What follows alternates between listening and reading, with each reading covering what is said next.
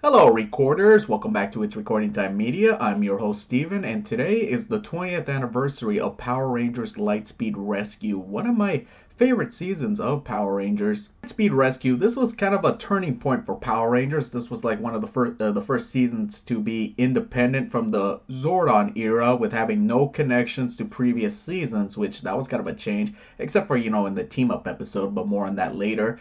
One of my favorite things about this season is about how the Rangers, how before they were Rangers, they were kind of adults, to mature it up the season a bit, and that they were all working like real life professions, like firefighter, doctor, whatever the blue one was, I don't know, surfer or whatever, or Joe being a singer and with the airplane and all that, well, the copter or whatever. But still, it's like how them playing those real life professions that would have inspired me to be a firefighter. I mean, that's kind of being a volunteer firefighter is something I've always thought of being. But or being a doctor, because doctors are heroes, guys. I mean, how those real life professions, I've heard from fans that have thanked these ranger actors for those professions. I mean, and this was the first season where they had all the Zords, their powers human made, which no mystical origin whatsoever. And I'm like, it may sound a little bit boring, but you kind of question how the hell were they able to build the Megazords and all that stuff, or where they got the idea, the morphing grid or whatever, kind of like how it's done in Beast Morphers or whatever. And the Rangers, this was a very likable cast. I mean, I like Carter the best because he was like a very badass Red Ranger, one of the best Red Rangers. And of course, Dana, the Pink Ranger, she is so ridiculously beautiful. Chad was cool, Joe, yeah, and poor Kelsey, the Yellow Ranger. She is like, to me, like almost the most underrated, underappreciated Yellow Ranger in the whole series, guys. Like, she only has one episode or one scene where she morphs solo, and it's like, come on. It's like, I feel so bad for her.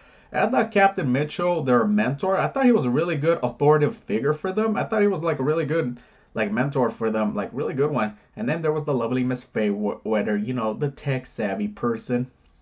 And of course, with the introduction of Ryan, the Titanium Ranger, and of course, this was the first time they had to make an American Ranger for the series. I mean, he had no Super Sentai counterpart, and of course, like Tommy in the first Green Ranger season, Ryan was like barely there. Is because according to the producers, yeah, because he was a original. I mean, they had to like, it was too expensive to film, original scenes with them. Like the whole point of Power Rangers getting from Super Sentai footage is because action scenes are expensive and time consuming to do. But I will tell you this, like all the fight scenes that had him, especially in the first episode where he's introduced, those were to me were some of the best choreographed fighting scenes in the whole series, guys. Like some of the best I've ever seen. And it's like, I commend them for that, but it's like they should have, done that more often. Like, come on, original fight scenes. Oh well, what can you do? This whole Power Ranger things, they're all cheap asses, and you know it, guys. As for the Megazords, I thought this Lightspeed Rescue had like the best Megazords. Like I thought these were the best Megazord. I mean, I like the Super Train the best one. I mean, when I was a kid, I actually had the Megazord of that, like the Super Train. Like actually, this guy in my neighborhood, he was a big Power Rangers fan, and he actually just gave me the toy, like just like that. He just gave it to me, and it's like I have never really done that for someone, give someone a toy away, but and that was like the only like of the Megazord that I got from that season. I remember getting the a little version of the Solar Sword Megazord, the Titanium Ranger. Other than that, I had no big Megazord from the season whatsoever.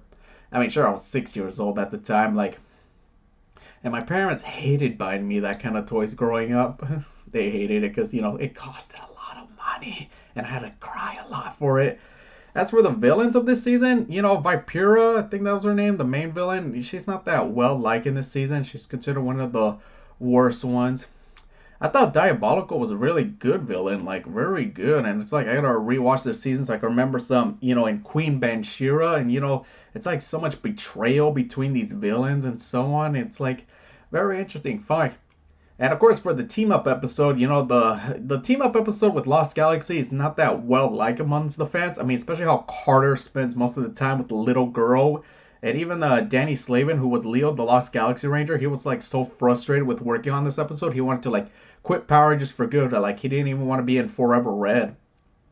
And the actress playing Turkina, like she was also upset how she had so much limited screen time, all in favor of a little girl, and it's like come on, the whole thing was kind of dumb. And but for the final battle with the giant monster and the Megazords, it was like so epic. I mean, it had like that Japanese horror kind of like in and like big monster fights, and it's like to me I thought it was awesome, but not enough to save this team up, so it's not really that well liked amongst the fans.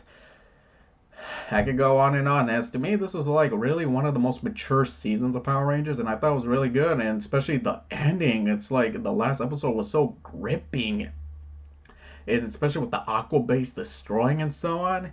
And it's like to me, I feel like this was a good way to like do Power Rangers to mature it up for the older audience, and I commend them well for that.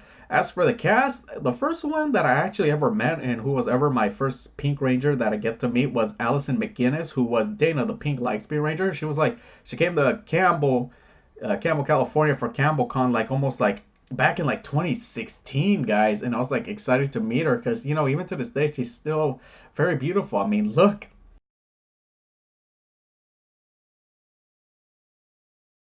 A Power Rangers Lightspeed Rescue Pink Ranger.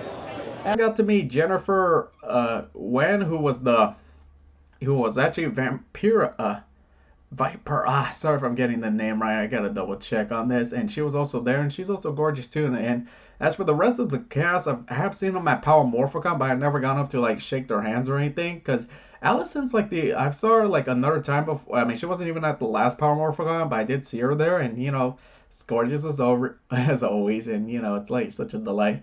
As for the season, thank you for a good 20 years, and this is one of my favorite seasons of Power Rangers. I like looking back at this one too, because the theme song was rock, the Megazords was cool, the storylines was great. It's like it's a very good season. Anyway, that's all I'm going to say. Happy 20th anniversary, Rangers, and I hope to see you at this whole cast at Power Morphicon this year. And remember, hit that subscribe button, comment down below what you think of this season, and catch you next time. And may the power protect you all.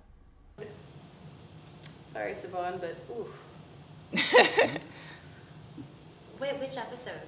The legendary battle. They brought all the Rangers back, but it was kind of a last minute thing. Oh. So the scripts weren't specifically tailored. Oh, when they flew to New Zealand. Yeah, they didn't specifically tailor the scripts or the episodes to our return, and everybody could tell, and everybody commented. No. Because there was so much buildup, like the movie. There was so much buildup. Everyone was so excited, and then it was just Anticlimactic? Well, yeah, because they brought back 11 of us. Yeah. And not everybody even had a line. What? Oh no, no, What? no. That's crazy. Some of the Rangers who returned actually only just smiled on screen, and then it cut back to everybody else. It was just, okay, redeem yourself with the movie. Redeem yourself, please.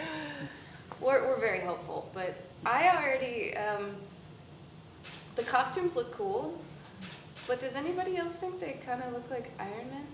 Yes, Yeah. that's what everyone keeps saying. Well, they were designed by the same person, Oh, wow.